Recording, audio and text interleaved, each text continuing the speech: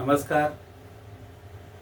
आजच्या व्हिडिओमध्ये आपण एका नवीन योनीचा अभ्यास करणार आहोत. आत्तापर्यंत आपण अश्व, गज, मेष, सर्प, श्वान अशा 5 योनींचा अभ्यास केला. आज आपण त्यातली 6वी योनी, ज्याला मार्जार योनी असं म्हणतात, हिचा अभ्यास करणार आहोत. मार्जार म्हणजे मांजर. हे तुमच्या सगळ्यांच्या परिचयाचं आहे आणि आपण माणसांना ती उपमा पण देतो. म्हणजे आपल्याला त्या माणसामधले ते काही गुण हे डोळ्याला दिसत असतात. त्यामुळं आपण माणसांना ही उपमा देतो. म्हणजे बघा, आपल्या घरात आपण कोणतरी बोलत बसलोय आणि बाहेरून कोणतरी बाहेरच्या दारातून आत आलंय आणि आतमध्ये डायरेक्ट येऊन आपल्या जवळ कुठतरी उभारलंय, तरी आपल्याला कळत नाही. त्यावेळी आपण म्हणतो, अरे मांजराच्या पावलानं आला का काय? खरोखर हा मार्जार योनीचा असतो. पावलं न वाजवता हळूहळू हळूहळू पावलं टाकत आत येतो आणि बसतो, हे सगळं करतो, सगळं ऐकतो कानटाव करून. अशी माणसं आपल्याकडे आहेत. ही मार्जार योनीची, म्हणजे जी दबक्या पावलानं ह्या सगळ्या गोष्टी करतात पण कोणाला कळू देत नाही, अशा लोकांना आपण मांजरं असं म्हणतो. हीच एक मार्जार योनी आहे. त्यानंतर ह्या लोकांचे अजून काही दुसरे दोष आहेत. ते म्हणजे काय? बघा, मांजराला गरम दूध ठेवलेलं आहे, गरम करून ठेवलंय, मांजरासाठी नाही. आणि ते गरम दूध करून ठेवणारी ती गृहिणी इथे नाही आहे, ती कुठेतरी बाहेर कामात आहे. आणि तेवढ्यात ते किचनमध्ये घुसलं तुमच्या, तर काय करतं? बघतं, वास एकदम गरम आहे दूध, आता तर पिता येत नाही कारण पळणार तोंडाला. मग त्याला सवय काय? हे मला पिता येत नाही म्हणून पायानं ढकलून द्यायचं आणि सगळं दूध सांडायचं आणि पळून जायचं. भांड वाजलं की अरे च्या, मग आपण म्हणतो मांजर येऊन गेलं वाटतं. त्या मांजराला इतकी लोक भितात घरात असल्यानंतर. आणि हे सगळे नासधूस. मग मांजराची प्रवृत्ती माणसामध्ये आहे. मांजराची प्रवृत्ती म्हणजे काय? जी गोष्ट मला मिळत नाही, माझ्या उपयोगाची नाही, ती मी तुम्हा कुणालाही उपयोगात येऊ देणार नाही. ही मुलांच्यामध्ये प्रवृत्ती आहे. त्या अमकं खेळणं मागितलं, देत नाही मला, बर मग मी घेतलं की फोडतोच, तुलाही देत नाही मलाही नको. ही प्रवृत्ती माणसामध्ये आहे. मार्जार योनी, जी गोष्ट मला मिळणार नाही ती गोष्ट तुला देणार नाही. बघा तुम्ही, कित्येक भावाभावांच्या मध्ये इस्टेटीसाठी भांडणं दिसतात. त्यावेळेला ती इस्टेट एक तर सगळी मला तर दे, नाहीतर मी तुला मिळू देणार नाही. आज हजारो लोकांच्या अशा केसेस कोर्टामध्ये आहेत. ही मार्जार योनीची मांजरं, ही मला नाही तर तुलाही खाऊ देत नाही, अशा स्वरूपाची. कित्येक कॉलेजेसवर भांडणं दिसतात.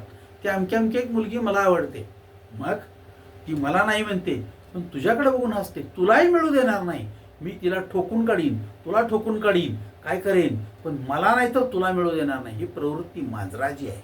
आपल्याकडे अशी मांजरं भरपूर आहेत, आपल्याला दिसत नाही, आपण त्या दृष्टिकोनातून बघत नाही. अजून एक काय या लोकांचं?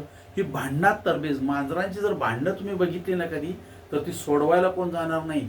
एकमेकांच्या अक्षरशः अंगावरची कातडी सोडून काढतील. कारण त्यांचे नख जर बघितले ना तुम्ही अंगावर बसल्यावर, तर अक्षरशः टोचतात. मग ह्यांच्या भांडणात काय प्रकार असेल? बोका आणि मांजर यांचं भांडणं जर बघितलं ना तुम्ही, तर अक्षरशः दुसऱ्याला जीवानिशी मारलं जाईल एवढ्या प्रचंड मोठ्या प्रमाणात भांडणं करतात. त्यामुळे हे भांडणात भयंकर तरबेज असणारी मंडळी.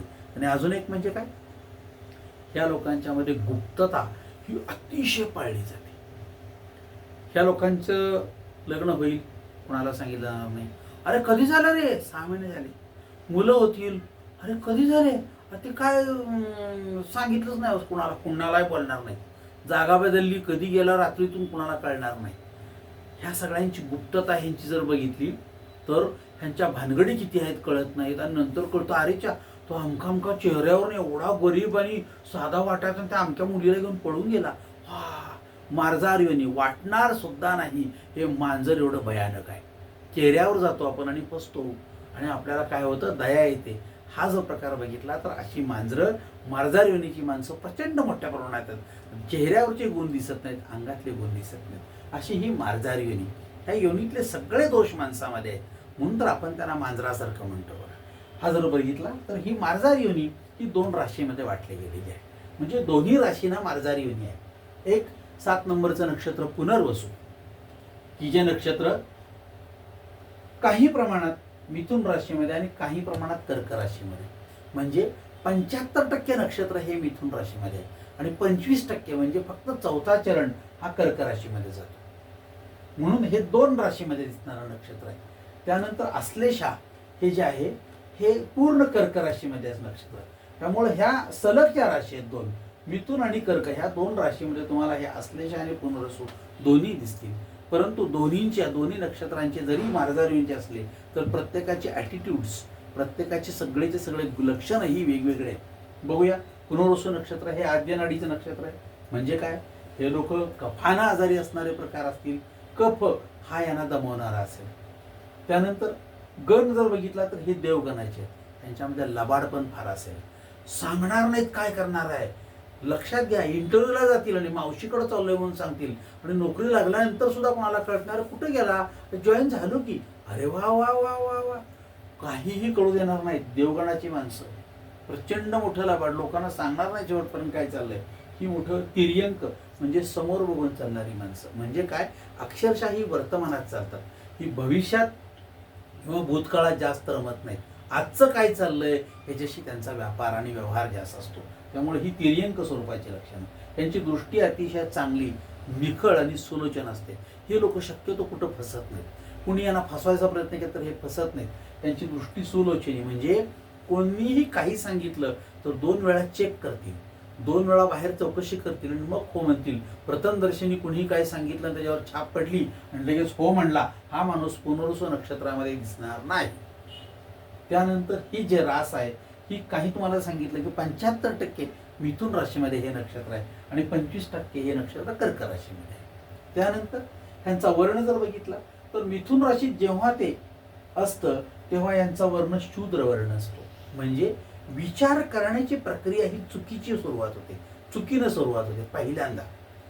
पहिल्यांदा चुकीनं सुरुवात, चुकीचं जे नको आहे ते गोष्ट पहिल्यांदा बोलून सगळं मोकळं होतील आणि नंतर मग सॉरी म्हणतील तुम्हाला. मग नंतर खरं काय त्याच्यापर्यंत येतील.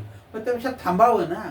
पण ही प्रवृत्ती होत नाही. हेच जेव्हा तो माणूस विप्रवर्णी असतो, म्हणजे पुनर्वसू नक्षत्र जेव्हा कर्क राशीमध्ये येतं तेव्हा मात्र ते 25% विप्रवर्णी असतो. तो विचार करताना योग्य अगोदर विचार करतो. एकतर बोलणारच नाही, दुसरं असं बोललाच तर चुकीचं बोलणार नाही. आणि मिथुन राशीमध्ये बोलणार, भरपूर बोलणार, तोंड सुख घेणार आणि मग नंतर सॉरी म्हणणार. दोन्हीमध्ये फरक आहे. त्यामुळे एकच नक्षत्र आहे, पण तो कुठल्या राशीमध्ये आहे याच्यावरती त्याचं मूल्य अवलंबून आहे. आणि त्यांचं तत्व बघितलं तर हे वायू तत्वाचं आहे. म्हणजे जेव्हा तो हे पुनर्वसू नक्षत्र शुद्ध म्हणजे मिथुन राशीमध्ये असतं तेव्हा वायू तत्वाचं आहे. जे आहे त्यापेक्षा जास्त बोलतील, आहे त्यापेक्षा जास्त बोलतील. काय नाही, सहज एका माणसाची एका गाडीला बारक्या धडक लागली. काय झालं? समोरचा जो पत्रा होता वायपरचा, गाडीच्या चाकाचा, तो पत्रा होता जरासा चेपला. काय झालं? फार काय नुकसान? बदलून द्यायला पाहिजे, 2000 रुपयाला येतोय, मिस्त्रीचे पैसे लागणार, सगळं व्हायला पाहिजे, इतकं तुम्हाला बडबडेल. नंतर म्हणेल की अरे चा हा आपलाच माणूस आहे, साहेबांचा मुलगा तू. नाही मग काय नाही, मग राहू दे. मग नंतर मग पहिल्यांदाच अगोदर कोण आहे काय विचार असतं एवढं बोलण्याची गरज नव्हती. परंतु आपल्याला जास्त बोलण्याची सवय असते ती वायू तत्वामध्ये. जलतत्वाचा माणूस कमीत कमी बोलेल, आहे त्यात बरं असू दे, काय झालंय, काय करायला पाहिजे, असू दे, चूक असली तरी चालेल, परंतु आपल्याला पर्याय काय असा त्यातनं सुवर्ण मध्य काढून जगायला विचार करेल तो जलतत्वाचा माणूस.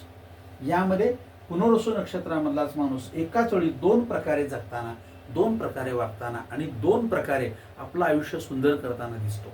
म्हणून कोणतं नक्षत्र आहे नुसतं न बघता ते कुठल्या प्रकारचं आहे.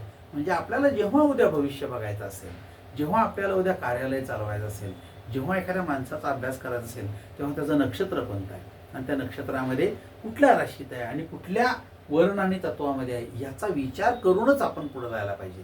नाहीतर नुसत्या राशीवरून आणि ग्रहांवरून आपल्याला या गोष्टी कळणार नाहीत. त्याचा विचार आहेच, पण तो पहिल्यांदा ह्याचा विचार व्हायला, कारण प्राथमिक स्वरूपाचं हे करावं लागेल. त्यानंतरचं नक्षत्र आहे आश्लेषा. हे आश्लेषा नक्षत्र आहे, ह्याची देवता आहे सर्प. त्यामुळे जन्मतःच हे नक्षत्र अनिष्ट मानलं गेलेलं आहे. त्यामुळे ज्या व्यक्तींचा जन्म ह्या आश्लेषा नक्षत्रावर होतो त्या व्यक्तींना त्या आश्लेषा नक्षत्राची शांती करायला सांगतात.